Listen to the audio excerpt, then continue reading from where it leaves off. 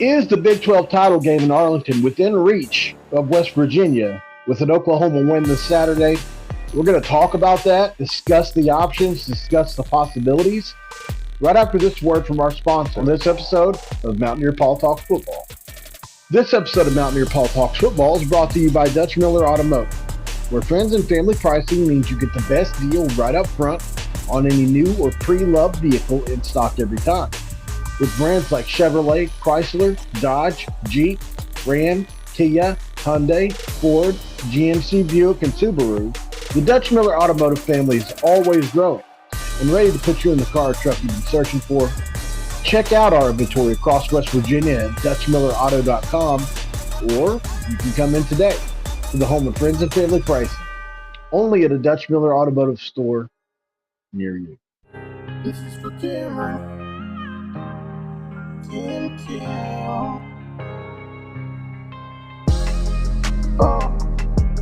What is up, guys? Welcome back. Welcome in. My name is Mountaineer Paul.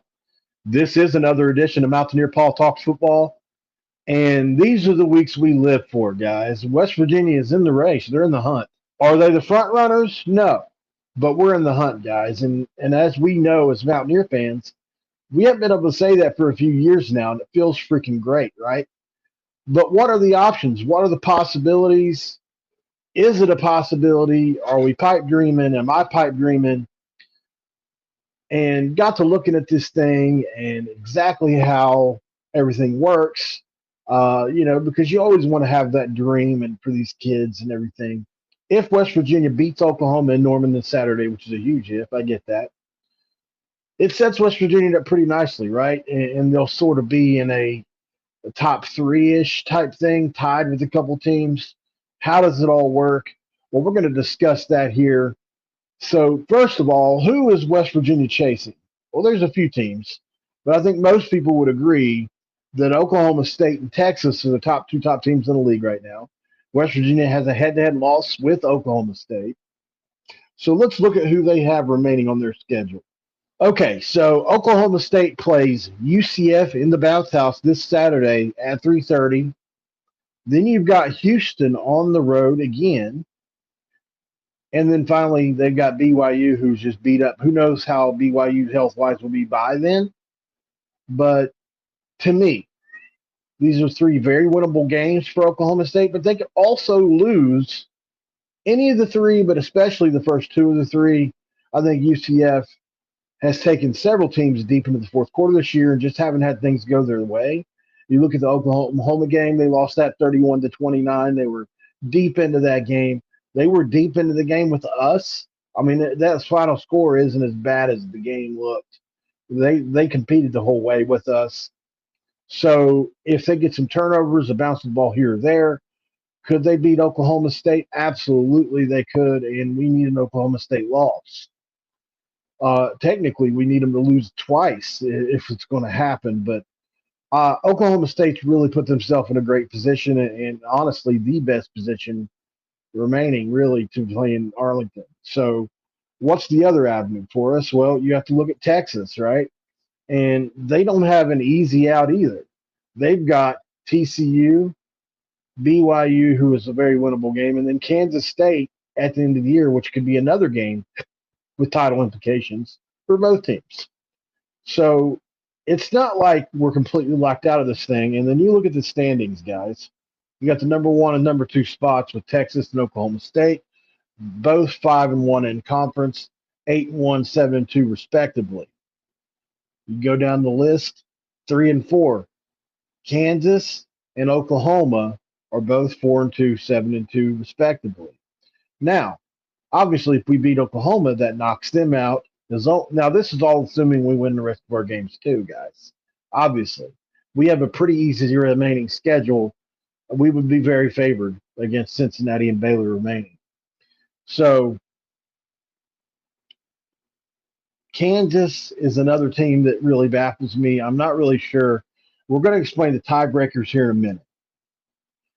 Then obviously Kansas State's another team with 2 losses in conference, and you get to start to looking at it, and things start to run together. That last game, Kansas State and Texas, Well, what if they're still 4-2, or what if they're still only two losses in that conference? But we need them to beat Texas, and but we also need Texas to lose. Like there are so many weird scenarios that play out. So the easiest way for this thing to play out, in my opinion, is just for these teams to all lose this weekend. But there are avenues. It can happen. It can work itself out for us. Not saying it will, not saying it's a guarantee, but there is a chance. Now, you might be asking yourself, well, what are these rules? How does it work? Well, my buddy Coos sent those over to me, and I thought they were interesting. So we're going to have a look, see kind of what the rules are in the Big 12 for tiebreakers. If two teams are tied for first place, both will participate in the Big 12 championship, and the winner of the head to head with the top seed. If the top two standing programs did not play each other, then it falls to criteria listed below. Win percentage against the next highest placed common opponent in the standings. Common opponent. So we don't want Houston to be involved in any of these, right? That's another thing that Kuz and I were talking about. We lost to Houston, right? We don't want them to be involved with any type of tie breaks. That's another reason Oklahoma State is going to be tough for us because let's say we go head to head with a team that maybe like Texas or something that has I don't know if they played or beaten Oklahoma State, but I think they have. Uh, or somebody like that. Just such as an example. Well, we lost Oklahoma State, so we don't want to be in that scenario. Win percentage against all common conference opponents. Then it goes to combined win percentage in conference games of conference opponents. So then you're talking about the teams you've beaten. Are they good? Are they bad? Total number of wins in a 12-game season with only one win from FCS or lower division counting toward the total. That's good for us. If it gets to that, because we have one and it would count.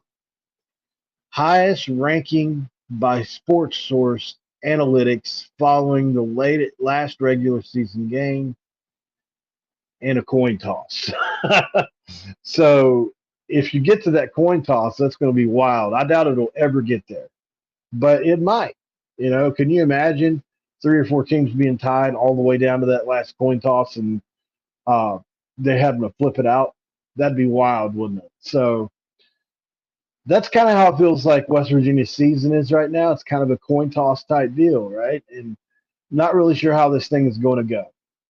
But I'll say this: if West Virginia wins this Saturday in Oklahoma, my hopes are going to be sky high through the roof on this. I'll be praying and hoping that we get some help from the football gods just once, you know, uh, and really hoping this thing happens for us guys. Would you, we haven't played the Big 12 championship game yet, and I think we're due. We deserve it. Our program deserves it. And can you imagine how we would be set up next year if were able to do something like that? Don't forget to like the video, guys. As always, really appreciate that. So all the support. Obviously, it feeds the algorithm I like to call a monster when you do that. Don't forget to subscribe to the channel, guys. If you've never seen him out there, Paul Talks Football episode before, certainly subscribing to the channel is one way you can support. It's absolutely free. And if you can't do any of that, drop a comment below. Tell me you hate me. Tell me you love me. Tell me how pretty I am, whichever one you want to do. But drop that comment a little bit below, man. I really appreciate that.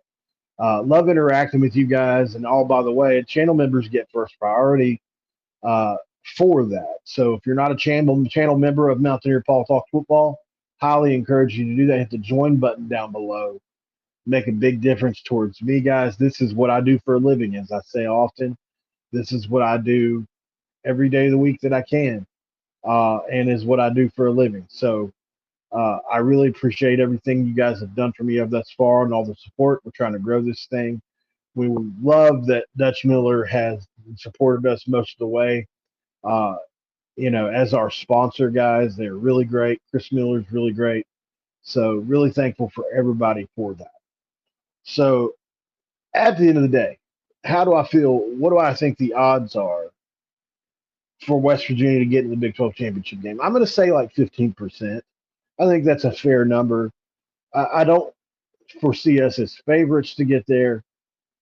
I feel good about this. I feel good about us being able to win out, but I just don't feel good about the other teams we need to lose, all losing to the right teams. It's not, it's one thing if you just need this team to lose and that's it.